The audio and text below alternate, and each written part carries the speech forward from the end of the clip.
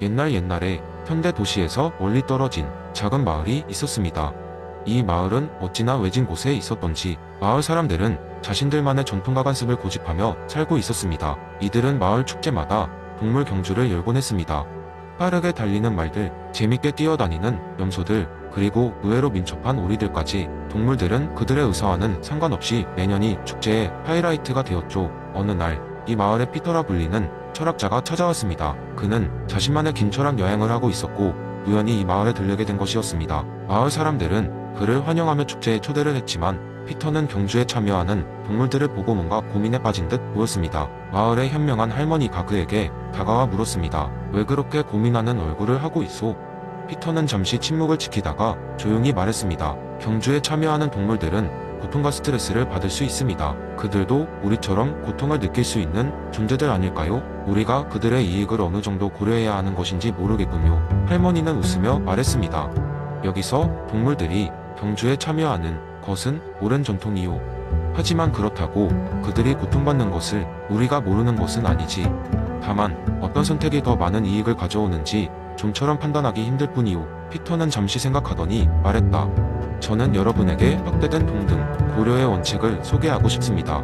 이 원칙에 따르면 고통을 느낄 수 있는 모든 존재는 그 고통을 최소화받을 자격이 있습니다. 인간이든 비인간 동물이든 그들의 이익은 동등하게 고려되어야 합니다. 마을 사람들은 피터의 말에 귀를 기울였고 그의 이야기에 점차 관심을 갖기 시작했습니다. 그들은 자신들의 전통을 다시 생각해볼 필요가 있다고 느끼기 시작했습니다. 결국 마을은 동물 경주 대신에 사람과 동물이 함께 참여할 수 있는 다른 활동들을 고안하기 시작했습니다. 사람들은 경주 대신 동물들과 춤을 추고 동물들은 사람들과 어울려 놀면서 서로를 이해하게 되었습니다. 피터는 마을 사람들과 동물들이 함께 어울려 신나는 날들을 보며 만족스럽게 미소 지었습니다. 그는 작은 변화가 큰 움직임을 만들어낼 수 있음을 깨달았고 더 많은 곳에서 이러한 변화를 이루고자 여행을 계속하기로 마음먹었습니다.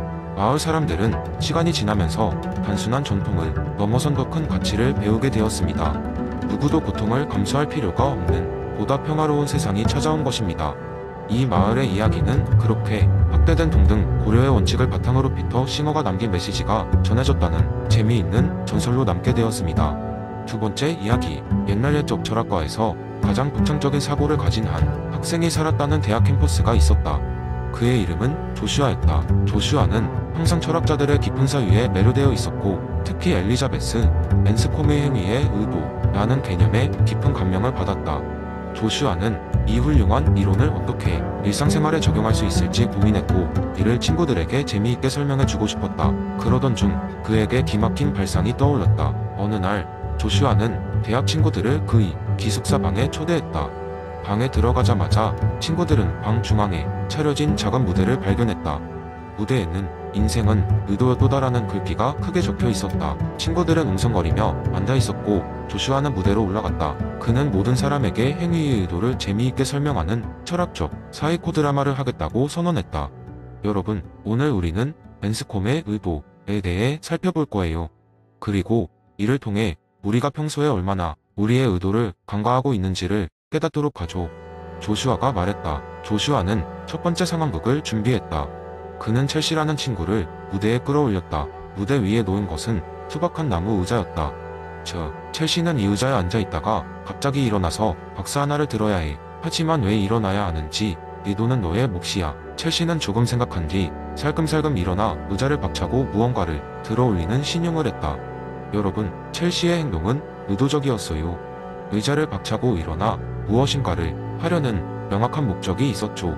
이는 바로 의도적으로 행한 행위입니다. 조슈아가 설명했다.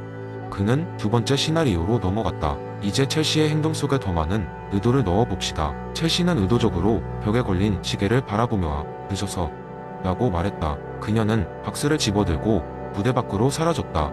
조슈아는 이에 대해 설명했다. 이 상황에서 우리는 첼시가 행위 속에서 의도한 것인 텐션즈, 위드 위치 온 액트스를 볼 수 있습니다. 그녀가 시계를 보고 늦었다며 움직인 것은 그 행동의 더 깊은 배경과 의도를 보여줍니다. 마지막으로 조슈아는 미래를 위한 계획을 시뮬레이션했다. 첼시는 다시 무대에 올라와 말했다.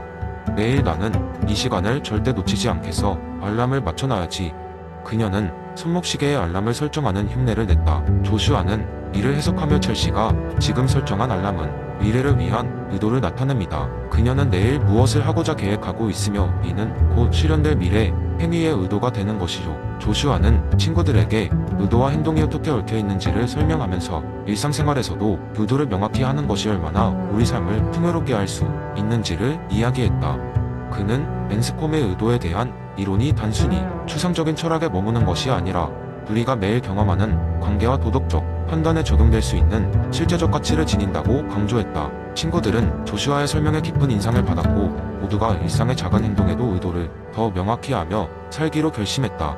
그들의 철학적 모험은 앤스콤의 이론을 직접 경험함으로써 더욱 흥미로운 일상 이어정을 만들어갔다고 한다. 세 번째 이야기, 버나드 윌리엄스의 순수 윤리적 실제론에 대한 비판은 많은 사람들에게 철학적 통찰을 제공하며 이를 바탕으로 한 흥미로운 이야기가 있습니다. 이 이야기는 문화 충돌의 밤이라는 제목의 썰로 윤리와 도덕적 판단이 얼마나 복잡한지 생생히 보여줍니다.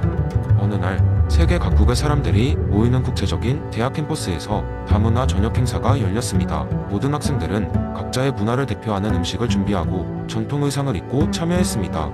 그 중에는 한국에서 윤리철학 전공의 김수진도 있었습니다. 수진은 맛있는 김치를 가져와 사람들에게 나누어주며 한국의 문화와 전통에 대해 설명하고 있었습니다.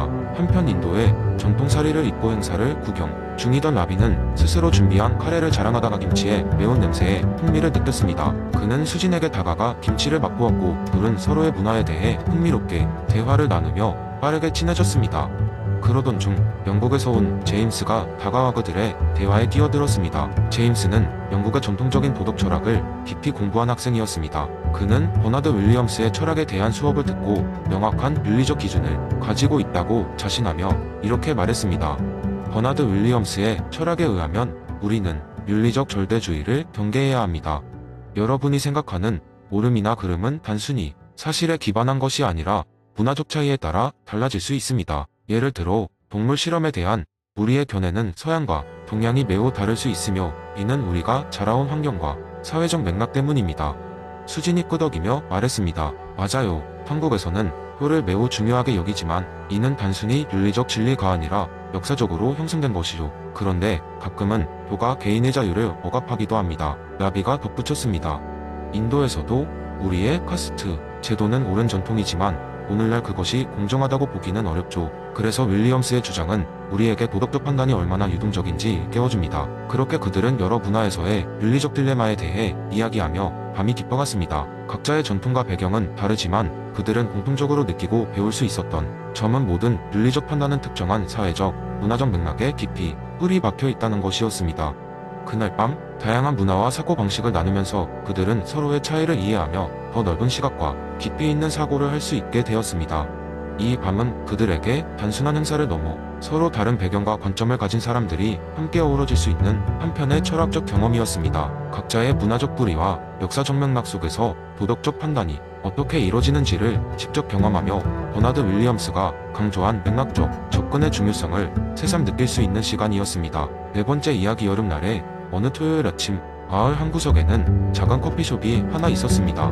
이곳은 바리스타인 알렉스가 직접 운영하는 곳으로 사람들은 그의 커피와 삶에 대한 철학적인 대화를 즐기기 위해 모여들었습니다.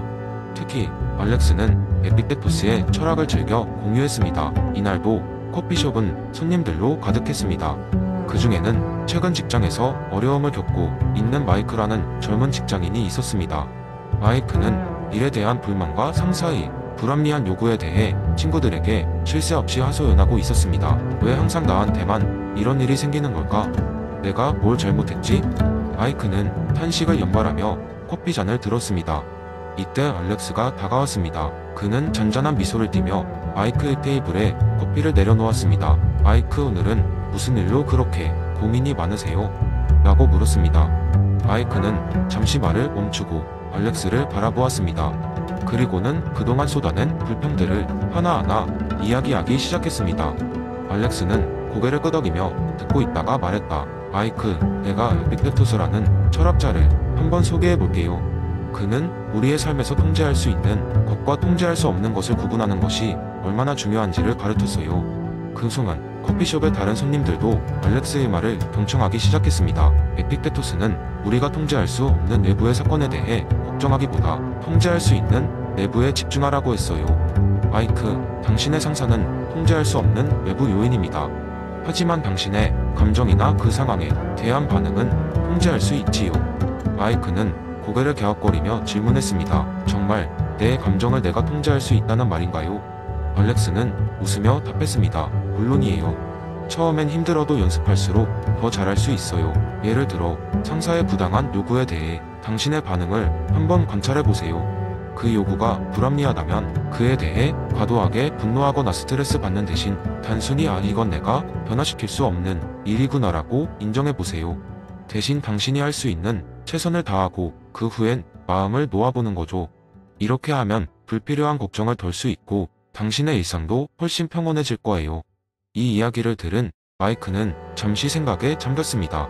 그리고는 고개를 끄덕이며 조용히 말했다. 알렉스, 말이 되는 것 같아요. 내게 달린 것과 아닌 것을 구분해 보겠어요.